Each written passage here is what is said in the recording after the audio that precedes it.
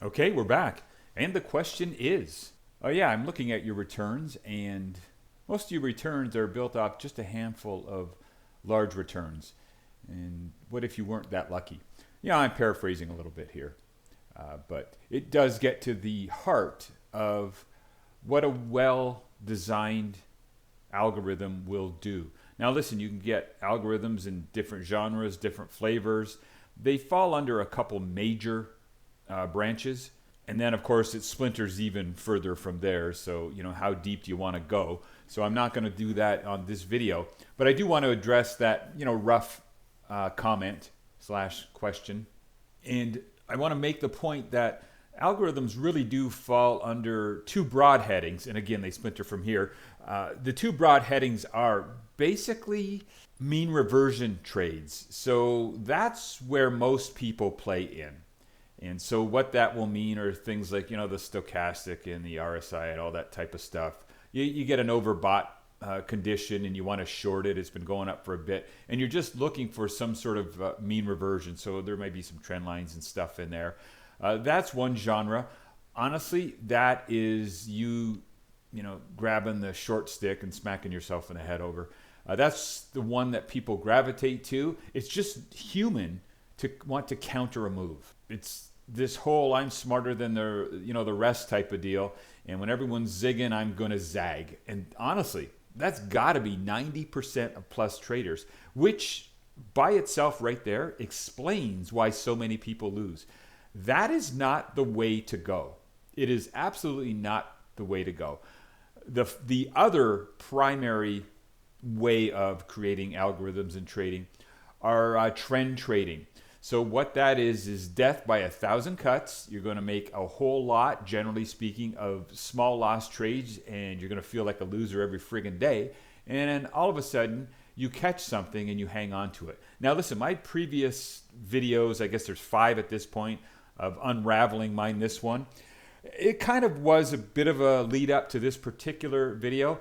Although I certainly didn't plan on doing 5 videos of just beating the shit out of the guy. But really, the reason why is we want to highlight that type of nonsense because that's not how to trade. The results you see on your screen is what you've seen before my previous summary videos, my monthly summary videos. And yes, you're right to observe, as was mentioned, the fact that we've got a couple big money makers, and without them, we wouldn't be up near this type of return so far. And realize this is just a snapshot, a moment in time.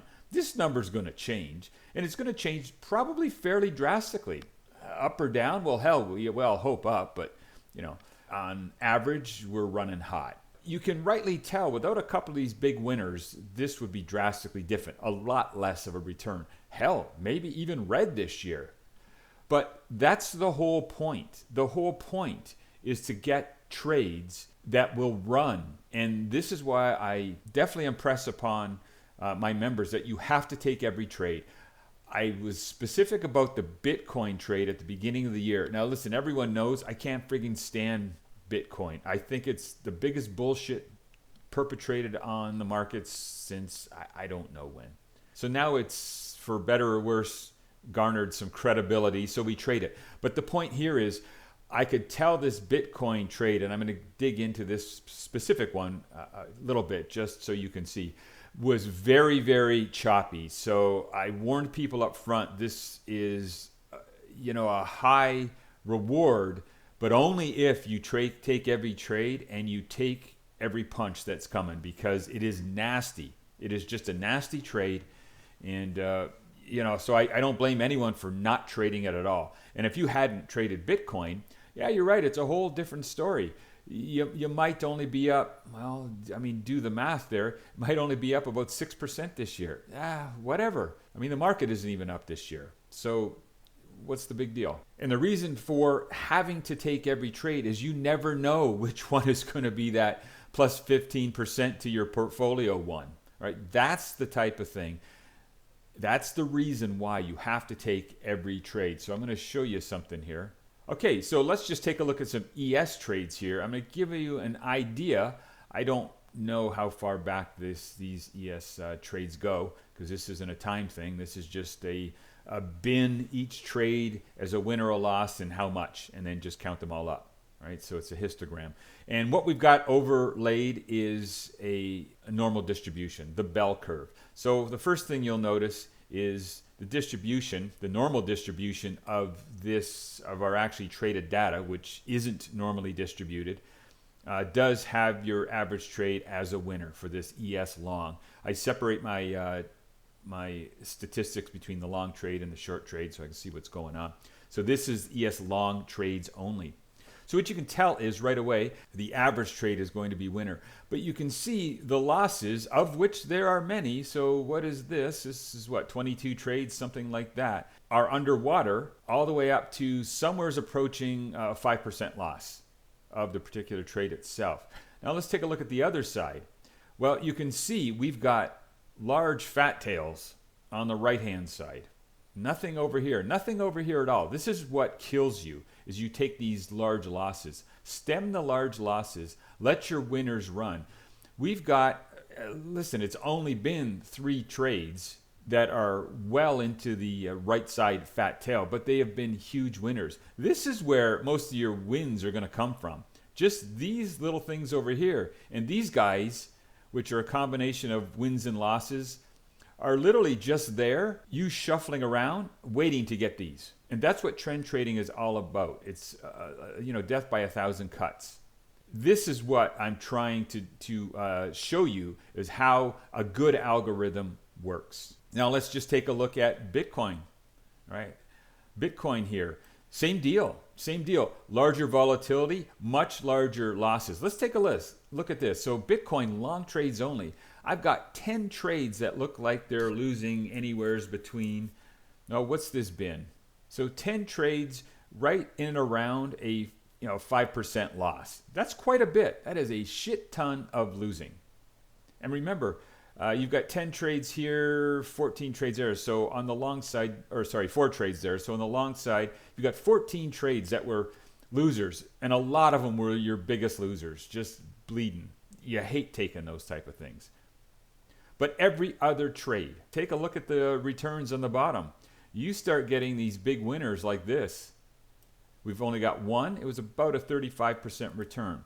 Only got one. It was a 26% return. You start racking up those, letting trades, you hear it, let your winners run, cut your losses short. I got to tell you, that might be the hardest thing to do in trading. But that is what does it, right? Same deal. A lot of losing. So we've got 9 trades that have lost roughly around that 3% plus or minus. And here again, you start getting outside of this normal distribution. Way outsized trades, 22%. This is outside at 16, 17%. This one is just getting well into the tail on the right side of a couple standard deviations, which is maybe within the model of a normal distribution, but it's way out there as well. So that's very nice. And you see nothing on the downside. So I think I've made my point here. This gives you a good indication really of obviously somebody looking at this results, this is a trend trading vehicle. Right? And by the way, this is the type of algorithm you want to make because they are the far more profitable ones.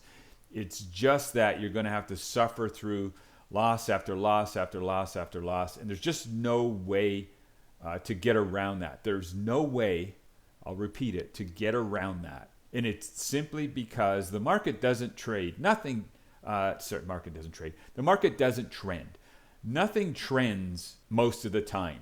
And then you get into these trends and they come out of nowhere. You had no idea before they happened that was going to be the one, and they screw off and they start running.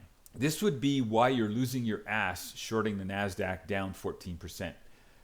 No clue. You didn't have it. Nick didn't have it. I sure shit didn't have it. Would never suggest I did have any idea this thing was going to run that far. The problem is you don't have to know. You just have to know to cut it short when you're losing. And that's what Nick doesn't do. That's what you didn't do, which is why you're down that 14% or more on this NASDAQ, wondering what to do. And like I said in previous videos, listen, if you let this thing run much further, the only thing you're going to have to decide is how much of a loss you're going to take. Now, are you there yet or not? I have no idea. The point is, stop having to make the hard decisions. Cut the fucker short. All right, now what's short? Well, you're going to have to figure that out on your own. Nick doesn't know. Don't look to him for advice. He's the guy picking up pennies under in front of steamrollers. He's the guy that doesn't catch trends and hang on to them. Clearly, he tries to counter them. That's most people. All right, that's that other type of algorithm. I'm not saying you can't find someone somewhere that will counter those things, but folks, it's not worth the effort. It's really the short end of the stick to take. It's where the stupid people live. Unfortunately, it really is. That's just the natural reaction to with human beings. It's just literally inbuilt into our reptilian brains, and it's one that's never going away. It is built in deep, locked in solid into your DNA.